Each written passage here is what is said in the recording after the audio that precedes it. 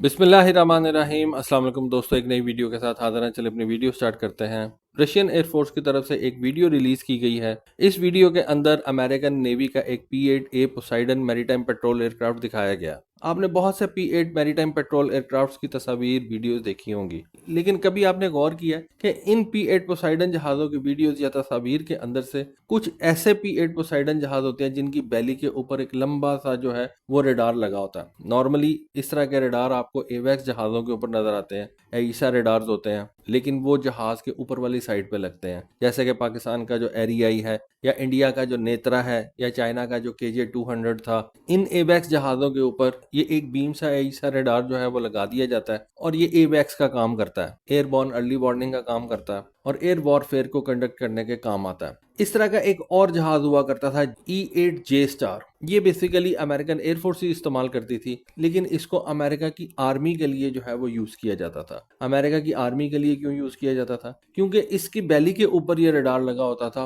और ये रडार इस E-8J स्टार के एक साइड की तरफ जो है दुश्मन के एरिया के ऊपर नजर रखता था। यानी कि अगर जहाज का स्टारबोर्ड साइड है या पोर्ट साइड है, किसी एक तरफ जो है ये रेडार दुश्मन की ग्राउंड फोर्सेस को जो है वो मॉनिटर करता था और ग्राउंड का एक पूरा मैप बना के अपने प्लैनेट्स को जो है वो प्रेजेंट करता था कि ग्राउंड के ऊपर आपकी फोर्सेस किस जगह पे मौजूद हैं, दुश्मन की फोर्सेस किस जगह पे मौजूद हैं, दुश्मन की फोर्सेस के टैंक्स, व्हीकल्स, उसकी आर्टिलरी जो है वो किस किस जगह पे पड़ी हुई है। और फिर इस तरह से प्लानर्स जो हैं वो अपनी आर्मी वगैरह को मूव करवाते थे और ये जो एयरफोर्स का जहाज था ये आर्मी के बहुत ज़्यादा काम आता था। बिल्कुल उसी तरह से ही अमेरिकन नेवी का ये जो P-8 पोसाइडन जहाज है, इसकी बैली के ऊपर भी एक AN/APS-154 advance airborne sensor AAS जो है वो लगा होता है। ये एक बड़ा सीक्रेटिव किस्म का रडार है और अब इस रडार की पहली दफा एक वीडियो जो है वो सामने आई है जब ये P-8 पोसाइडन जहाज इस रडार को इस्तेमाल कर रहा था। ये वीडियो एक रशियन पायलट ने बनाई है जो अपने Su-35 फाइटर जेट के अंदर इस P-8 पोसाइडन जहाज को इंटरसेप्ट करने गया था। इंटरसेप्शन के दौरान उसने ये वीडियो जो है वो कैप्चर किया और बाद में ये वीडियो इंटरनेट के ऊपर अपलोड हो गई है। इस रेडार के बारे में बताया जाता है कि ये रेडार बहुत ज़्यादा सीक्रेटिव है। इसको रेथियन कंपनी ने डिज़ाइन किया है और इस रेडार से P-8 पोसाइडन जहाज सबमरीन्स को भी डिटेक्ट कर सकता है, मुख्तलिफ किस्म की जो सरफेस वेसल्स होती हैं उनको ट्रैक कर सकता है और कोस्टल रिकॉनेसेंस के काम भी जो है वो कर सकता है।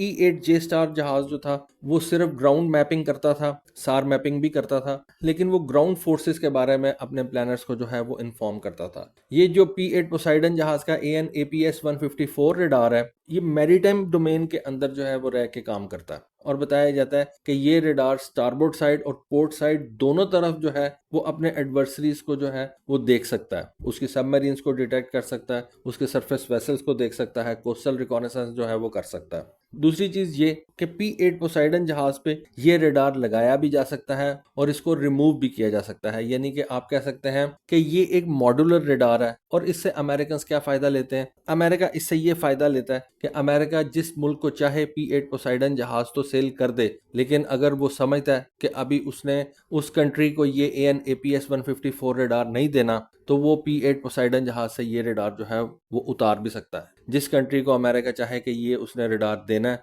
वो दे भी सकता है। अच्छा, अब आपको मैं थोड़ा सा बता दूं कि कौन सी कंट्रीज जो हैं वो ये P-8 पोसाइडन जहाज दुनिया के अंदर इस्तेमाल कर रही हैं। इनके अंदर ऑस्ट्रेलियन एयरफोर्स है, इंडियन नेवी है, रॉयल एयरफोर्स है यानी कि यूनाइटेड किंगडम की एयरफोर्स है, नॉर्वे की एयरफोर्स है, न्यूजीलैंड की एयरफोर्स है, साउथ कोरिया की नेवी है, जर्मन नेवी है। खैर अभी जर्मन नेवी को ये जहाज मिल जाएंगे, उन्होंने ऑर्डर प्लेस कर दिया हुआ है। कनेडियन एयरफोर्स ने भी इन P-8 पोसाइडन जहाज़ों का ये ऑर्डर जो है प्लेस कर दिया हुआ है और उनको भी ये जहाज आने वाले कुछ अरसे के अंदर मिल जाएंगे। ये टोटल दुनिया के अंदर 8 ऐसे कंट्रीज बन जाती हैं जो ये P-8 पोसाइडन जहाज इस्तेमाल करते हैं। यूनाइटेड स्टेट्स नेवी जो है वो 9वीं इसकी ऑपरेटर हो जाती है। लेकिन क्या आपको पता है कि इनमें से कितने कंट्रीज हैं या कितने ऑपरेटर्स हैं जो ये AN/APS-154 सेंसर इस्तेमाल करते हैं? कोई भी नहीं। सिर्फ एक अमेरिकन नेवी है जो ये AN/APS-154 सेंसर इस्तेमाल करती है। दुनिया के अंदर कोई और ऑपरेटर नहीं है जो ये P-8 जहाज इस्तेमाल करता हो, पोजेस करता हो और उसके पास ये AN/APS-154 सेंसर भी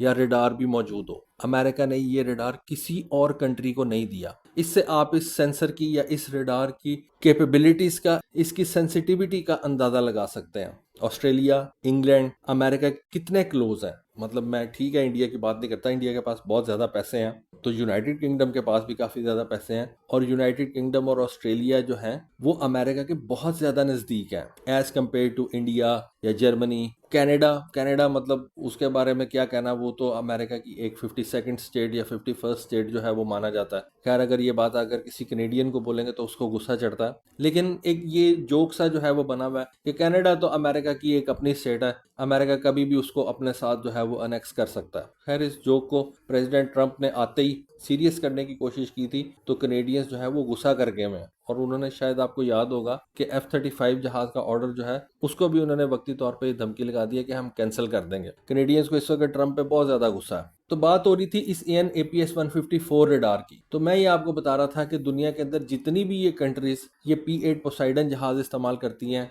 उनके पास ये AN/APS 154 रडार नहीं है। सिर्फ अमेरिकन नेवी ने ये रडार अपने पास रखा हुआ है, खुद इस्तेमाल करती है। और ये जहाज जिसको अब Su-35 जहाज के एक पायलट ने कैप्चर किया है, उसको इंटरसेप्ट किया और उसकी तस्वीर जो है वो उतारी है, वीडियो उतारी है, ये ब्लैक सी के अंदर जो है वो जा रहा था, वहां पे ऑपरेट कर रहा था, अपने किसी सीक्रेट मिशन के ऊपर जो है वो गया हुआ था। तो साथ ही रशियन ने इसको अपने रडार पे नोट किया और अपना Su-35 जहाज जो है वो इसके पीछे लगा दिया। तो इस बात से आप ये अंदाजा लगा सकते हैं कि ये रडार कितना जबरदस्त है, इसकी कैपेबिलिटीज कितनी अच्छी होंगी, या कह लें कि इसकी सेंसिटिविटी इतनी ज्यादा है कि अमेरिका ने ये रडार किसी को सेल ही नहीं किया आज तक। जिस तरह से अमेरिका ने F-22 के ऊपर एक्सपोर्ट पाबंदी लगाई हुई है, ये मुझे कंफर्म नहीं है कि इस रडार के ऊपर कोई एक्सपोर्ट पाबंदी है या नहीं, लेकिन मेरा ख्याल है कि अगर इसके ऊपर कोई एक्सपोर्ट पाबंदी ना होती तो इंडिया इसको परचेज कर सकता था, यूके इसको परचेज कर सकता था, ऑस्ट्रेलिया इसको परचेज कर सकता था, और ऑस्ट्रेलिया को देने में तो अमेरिका का अपना जो है वो फायदा है। ऑस्ट्रेलियन नेवी के P-8 पोसाइडन जहाज जो है वो पैसिफिक के अंदर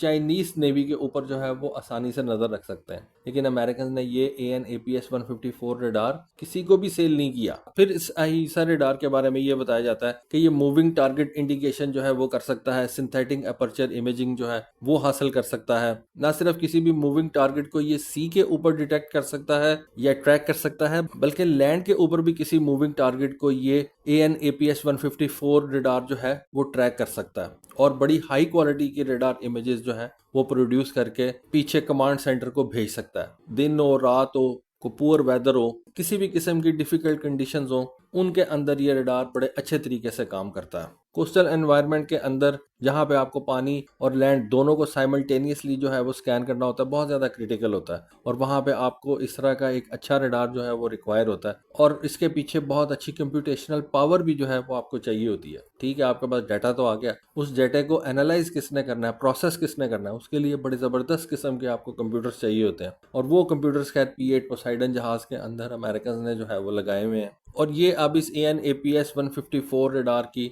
मेरा ख्याल है कि मैंने तो पहली दफ़ा ही को वीडियो देखी है, इससे पहले ये मैंने इसकी तस्वीर देखी थी कि जिसके अंदर इस रडार को P-8 पोसाइडन जहाज़ों पे लगाया हुआ, लेकिन डिप्लॉय हुआ जो है मैंने पहली दफ़ा देखा है। और इस रडार की रशियन टेरिटरी के नज़दीक प्रेजेंस से आप रशिया के साथ अमेरिका की कॉन्फ्रंट्रेशन का जो है वो अंदाज़ा लगा सकते हैं। मैं आपको कई दफ़ा कहता हूँ कि ठीक है, इस वक्त सारी दुनिया कह रही है कि चाइना अमेरिका का सबसे बड़ा एडवर्सरी है, होगा, ठीक है, उसके और डायनामिक्स हैं, लेकिन मिलिटरीली जो अमेरिका के लिए रशिया थ्रेट है वो फिल वक्त चाइना नहीं है। फिल वक्त आने वाले सालों के अंदर क्या बात बनती है वो देखेंगे हम, क्योंकि चाइना कई चीज़ों के अंदर एक्सेल कर रहा है, लेकिन आज की तारीख में अमेरिका के लिए जो रशिया थ्रेट है वो फिल वक्त चाइना नहीं है। तो बहरहाल एनीवे ये एक अपडेट थी, बड़ी इंपॉर्टेंट अपडेट थी, सोचा आपके साथ शेयर करूं। होपफुली आपको आज की वीडियो, आज की इन्फॉर्मेशन पसंद आई होगी। कमेंट सेक्शन में अपनी राय से ज़रूर आगाह कीजिएगा। आज के लिए बस इतना ही। Thank you. अल्लाह हाफिज़।